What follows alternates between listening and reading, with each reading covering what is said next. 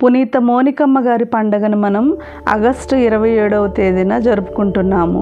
పునీత మోనికమ్మ గారు పునీత అగస్టీని గారి తల్లి, అమ్మల పాలక పునీతురాలు.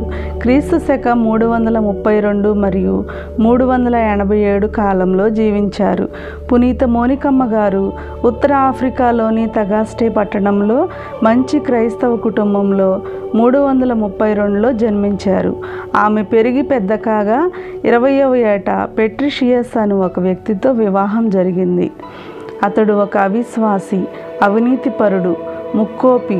అయినా ఆ దంపతులకు అగస్టీను, నవిజియను అను 2 కుమారులు, పర్పెతుబా అను ఒక కుమార్తె సంతానంగా కలిగారు. వీరికి తగిన క్రైస్తవ విద్యలో పెంచడానికి మోనికమ్మ ఎంతో ప్రయాసపడాల్సి వచ్చింది. ఆమె సహనం, నిరంతర ప్రార్థన, ఆదర్శ ఉద్బోధ వల్ల భర్త పెట్రిషియస్ మరియు ఆయన తల్లియు క్రీస్తు శకం 370లో క్రైస్తవ మతం స్వీకరించి శాంతిమయమైన సాధు జీవితం గడిపారు. అయితే ఒక ఏడాది గడిచాక, అనగా 371లో పెట్రిషియస్ చనిపోగా, తన 39వ ఏట అనగా పెండ్లి అయిన 18వ ఏట మోనికమ్మ విధవరాలైంది. పెద్ద కుమారుడు అగస్టీను పైనే ఆయమ్మ ఆశలు పెంచుకున్నారు.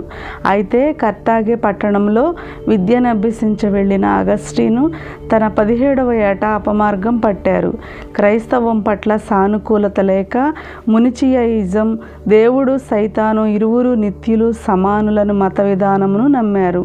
మంచిని విడిచి సైతాను ఆరాధనాపరమైన చెడు జీవితముకు అలవాటు పడ్డారు. ఒక స్త్రీని తోడుగా ఉంచుకున్నారు. 15 ఏండ్లు అక్రమ జీవితం కొనసాగింది. ఈ 15 సంవత్సరాలు మోనికమ్మ తన కుమారుని మారు మనసుకై నిత్యం ప్రార్థన, వ్రతం, ఉపవాసం చేపట్టారు. తమను దర్శించే ఒక బిషప్ గారిని అగస్టీన్ గారిలో మార్పుకై, మనోపరివర్తనకై వెళ్ళి కలిసి ఉద్బోధించమని పరిపరి విధాల ప్రాధేయపడింది. అయితే ఆ బిషప్ గారు కూడా అగస్టీన్ వారి నమ్మకం త్రోసివేయలేమని సరిపెట్టుకున్నారు. కానీ మోనికమ్మ గారు నమ్మికతో దేవునికి కన్నీటి ప్రార్థన చేశారు. తన కన్నీరు వృధా కాదని విశ్వసించారు. అయితే అగస్టీన్ గారు క్రీస్తు శకం 383లో రోము నగరంకు వెళ్ళ నిశ్చయించారు. అక్కడ కళాశాలల్లో సాహిత్య, వ్యాకరణ శాస్త్రాలు బోధింప తలంచారు. తల్లి మోనికమ్మను వెంట తీసుకుని వెళ్ళడానికి అంగీకరించారు.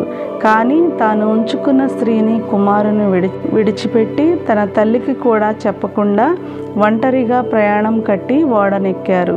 రోము నగరం క్షేమంగా చేరుకున్నారు. అక్కడి నుండి 386లో మిలానో నగరంకు వెళ్ళారు.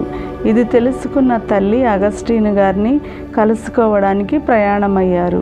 ఇటలీ చేరుకొని పుత్రుని కలుసుకున్నారు. అక్కడే ఆమె బిషప్ ఆంబ్రోస్ గారికి మిత్రురాలయ్యారు. తన కుమారుడు అగస్టీన్ గారిని మార్చవలసిందిగా బ్రతిమాలింది. ఆ తల్లి వేడుకోలు సఫలీకృతమైంది. ఆంబ్రోస్ గారి ఆదర్శ పరిశుద్ధ జీవితం, దృఢచిత్తం, సద్బోధలు అగస్టీన్ గారిని సమూలంగా మార్చివేశాయి. 387లో ఈస్టర్ పండుగ రోజున మిలానో నగర దేవాలయంలో అగస్టీన్ గారు దేవుని కృప వల్ల, తల్లి ప్రార్థనల వల్ల బాప్తిస్మం పొంది క్రైస్తవుడయ్యారు. గట్టి పునాది రాయిగా మారారు. ఈ సందర్భంగా తల్లి మోనికమ్మ గారు అగస్టీన్ గారితో ఇలా అన్నారు: నా కుమారుడా, నా జీవితంలో నాకు ఒకే ఒక కోరిక ఉంది. అదే నిన్ను ఒక మంచి కథోలికునిగా చూడడం. ప్రభువు నేను సాహసంతో అడిగిన దానికన్నా అధికంగా అనుగ్రహించారు. ఆయనను అనుసరించడానికై ఈ లోకం ప్రసాదించే వాటినన్నిటినీ తృణీకరించేలా నిన్ను ప్రేరేపించారు. ఇక నీవు నా ఈ శరీరాన్ని నీ ఇష్టం వచ్చిన చోట సమాధి చేయి. నేను నిన్ను కోరేది ఒక్కటే, దేవుని పీఠం ముందు ఏనాడు నన్ను మరొక జ్ఞాపకం పెట్టుకో. తిరిగి కర్తాగే పట్టణం చేరుకోవాలనే తలంపుతో అగస్టీన్ గారు తల్లి మోనికమ్మ గారితో రోము నగరం దాపులోని ఓస్తియారేవు పట్టణం చేరుకున్నారు. కానీ అక్కడే వృద్ధురాలును, అనారోగ్యంతో ఉన్న మోనికమ్మ గారు పుత్రుడు పునీత అగస్టీన్ గారి దివ్య హస్తాల్లో వ్రాలి తమ 54వ ఏట అనగా క్రీస్తు శకం 387లో పరలోక ప్రాప్తి నొందారు. చెడుపై మంచి జరిపిన పోరాటమే మోనికమ్మ గారి జీవితం. ఆయమ్మ పాలక పునీతురాలినిగా పెట్టుకొని 19వ శతాబ్దంలో ఫ్రాన్స్లోని ప్యారిస్ నగరంలో క్రైస్తవ తల్లులందరూ కలిసి ఒక సంఘం పెట్టుకున్నారు. దురలవాట్లతో చెడు మార్గం పట్టిన పిల్లలు, భర్తలు కలిగిన మహిళలందరూ మోనికమ్మ గారు ఆదర్శంగా పరస్పర ప్రార్థనలు సల్పే కార్యక్రమం రచించుకున్నారు.